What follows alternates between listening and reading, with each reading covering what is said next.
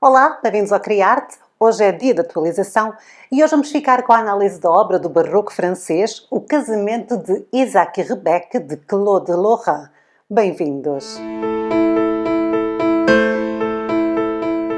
Olá, bem-vindos ao Criarte. O meu nome é Sara. Hoje é dia de atualização no nosso canal e nós vamos continuar com a análise do barroco classicista, do classicismo barroco, do estilo Luís XIV ou da arte do Grand Siècle francês, ou seja, o barroco em França. Hoje vamos ficar com a análise desta obra.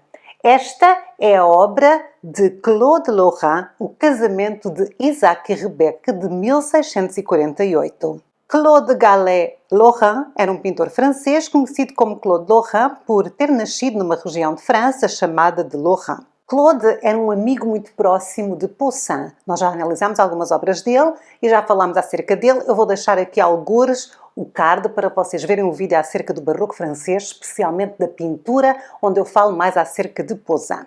Então, o Claude era amigo de Poussin e tinham em comum não só o gosto por uma estética mais clássica, mas também o facto de ambos terem vivido a maior parte da sua carreira em Roma, ou pelo menos aquela parte que eles mais gostaram. Aliás, o Claude Lorrain, apesar de ser um pintor do barroco francês, é muito conhecido por adorar Roma acima de tudo. Ele adorava a Itália e adorava a arte italiana. Ao longo da sua carreira, Claude Lorrain ficou famoso pela sua habilidade em captar os efeitos naturais da luz e acabou por exercer uma grande influência na história da arte, especialmente num pintor inglês que vem muito mais tarde, que é o Turner. O Turner achava que esta capacidade que o Lorrain tinha para dominar a luz natural era uma coisa fenomenal. E é isso que o torna tão especial. Aliás, o Turner, ao falecer, deixou algumas das suas obras ao National Gallery, um museu em Londres, com a condição de elas serem colocadas ao lado das obras de Claude Lorrain. Tal era a influência que este pintor francês teve na sua vida. As obras mais conhecidas de Claude são as paisagens que lembram sonhos, poesia, retratos de um mundo generoso, seguro, dócil, fértil e pacífico. Um mundo, na verdade, harmonioso, onde a natureza e o homem podiam coexistir de forma pacífica. Tal como Poussin, o que ele pintava eram utopias. O Poussin pintava umas utopias que eram passadas nos tempos clássicos, nos tempos da Grécia Antiga e da Roma Antiga. Ele idealizava bastante esta época e aqui o Claude pintava paisagens e também as idealizava. Portanto, quando nós olhamos para uma paisagem do Lorrain, estamos a ver um retrato de um idílio, onde a natureza tem um equilíbrio perfeito com o ser humano. Esta obra que vamos analisar hoje, o Claude Lorrain escolheu uma temática que é uma forma de interpretar a nível artístico e intelectual a paisagem. Porquê? Porque no barroco francês, pintar uma paisagem não era considerado arte a sério. Aquilo que era considerado a verdadeira arte era a pintura do retrato, era a pintura das imagens sagradas, eram os autorretratos, nunca uma paisagem. Portanto, a paisagem era o primo pobre da pintura desta altura. E como o Lorrain gostava de pintar paisagens e queria ser reconhecido como um grande pintor, o que ele fazia era ir buscar temas conhecidos da Bíblia, temas conhecidos da mitologia, e depois pintava-os numa paisagem. Era assim uma paisagem disfarçada, entendem? Então aqui temos Isaac, que é o filho do patriarca Abraão, feliz no seu casamento com Rebeca, que viera da Mesopotâmia, e juntos vivem em Canaã. Esta é a temática. Vamos então ver a obra em mais detalhe. Aqui podemos ver retratado um dia de verão.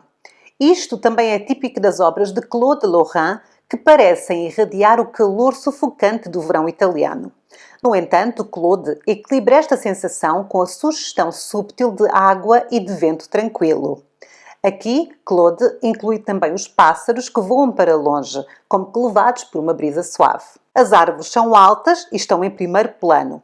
Isto serve para emoldurar a paisagem e para conduzir o olhar do observador para dentro, em direção à claridade prateada do plano médio. Esta era uma técnica muito usada pelo Claude Lorrain. Na verdade, esta é uma técnica muito usada pelos paisagistas. Emoldurar a imagem. Estas árvores que estão aqui à volta servem para emoldurar a imagem e para direcionar o nosso olhar Era uma técnica que também funcionava igualmente bem quando se emoldurava uma vista com altos edifícios escuros, por exemplo. Laurent ainda aumentou a ilusão mais da distância, utilizando frescos azuis que parecem recuar. Os castanhos e os pontos quentes de vermelho, colocados em primeiro plano, parecem mais próximo do que as cores claras.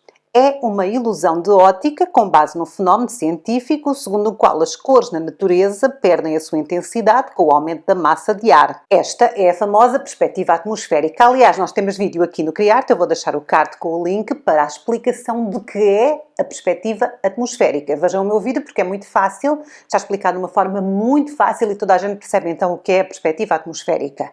O Laurent aqui é um excelente, ele é virtuoso na técnica da perspectiva atmosférica e é feita também através da cor, não só da escala, mas também da cor. O que nós podemos observar nesta obra é que Claude Lorrain é um excelente pintor no trabalho da perspectiva. No entanto, não o é no trabalho da proporção. Apesar das suas paisagens terem sido um sucesso, muitos criticam as suas figuras. E vocês reparem bem, na realidade, as proporções das figuras em relação umas às outras não resistem a uma observação mais atenta. No entanto, este é um dos fatores que torna a obra mais poética e mais lírica. Nós não nos podemos esquecer que o Laurent não está a pintar uma paisagem à vista, ele não quer retratar realidade nenhuma, ele está aqui a pintar uma paisagem do reino da imaginação, uma utopia, uma coisa onírica e poética, não é verdade? Ninguém estava lá para ver realmente como é que foi o casamento. Ele está aqui a aproveitar-se da temática para pintar aquilo que ele idealiza que seria a beleza perfeita da natureza. Vamos agora falar em relação à luz.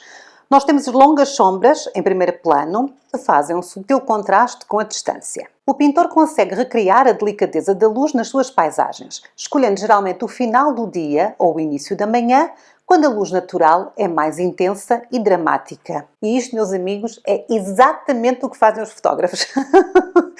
Ninguém se vai pôr a fotografar a meio do dia, quando a luz é mais dura, quando as sombras são mais evidentes. Faz-se pela manhã e faz pelo fim do dia. A luz é mais bonita, é mais poética, não é verdade?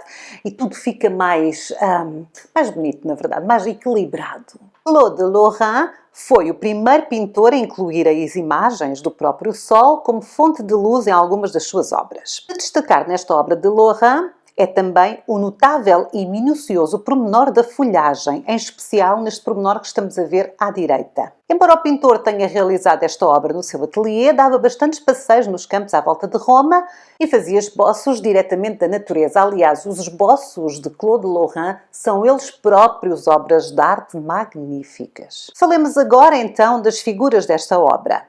O grupo sentado, ao centro do primeiro plano, está retratado com fortes cores primárias. Temos aqui o vermelho, o amarelo e o azul, o que faz com que estas figuras sobressaiam no meio da paisagem. O pintor colocou cuidadosamente outras figuras para guiar o olhar do observador até outros pormenores, ou para a linha do horizonte. Isaac e Rebecca, que dão nome a esta obra, são o jovem casal que dança à direita do primeiro plano. A água é uma constante nesta obra.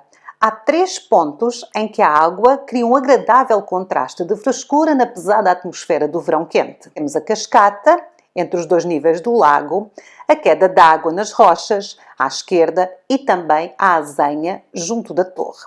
Aqui, Claude Lorrain criou uma obra que, para além de ser vista, pode ser ouvida. É um convite a todos os sentidos do espectador. Primeiro ele guia os nossos olhos e depois guia os nossos sentidos com a sensação de frescura e de calor. E depois guia então os nossos ouvidos, porque dá a sensação que essas cascatas de água, esses pontos de água, vão se fazer ouvir a algum momento. Existem pontos bem definidos do som, como a queda d'água, como os músicos, as pandaretas nas mãos dos dançarinos, o mugido do gado, o ruído dos cascos dos cavalos e também o murmúrio das vozes desses grupos que ele retratou. Como em todas as obras de Claude Lorrain, o observador é convidado a entrar no quadro e a caminhar através dele. O nosso olhar é conduzido pelos caminhos, por entre as árvores e pelas pontes, num longo e vagaroso passeio. E pronto, Esta foi a análise desta obra lindíssima de Claude Lorrain. Eu quis vos trazer uma paisagem também do barroco francês e este é realmente um grande exemplo. Vocês sabiam que a paisagem não era considerada um tipo de arte maior durante a época do barroco francês, do classicismo barroco? Se sim, deixem nos comentários e podem também dar mais exemplos de obras deste género para nós irmos pesquisar. Outra coisa que eu vos quero dizer é que nós temos um grupo de apoio aqui no Criarte e este grupo de apoio, que é o Clube Criarte, torna possível a gravação destes vídeos.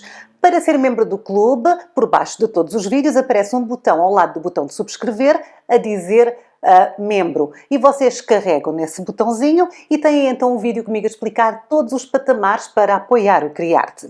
Se não querem apoiar, tudo bem, basta fazer gosto nos nossos vídeos, deixar um comentário simpático e ficar aqui para todas as semanas nós termos uma atualização e vocês podem vê-la. Por hoje é tudo, nós voltamos na próxima semana com mais barroco francês. Até lá, fiquem bem. Eu sou a Sara, tchau!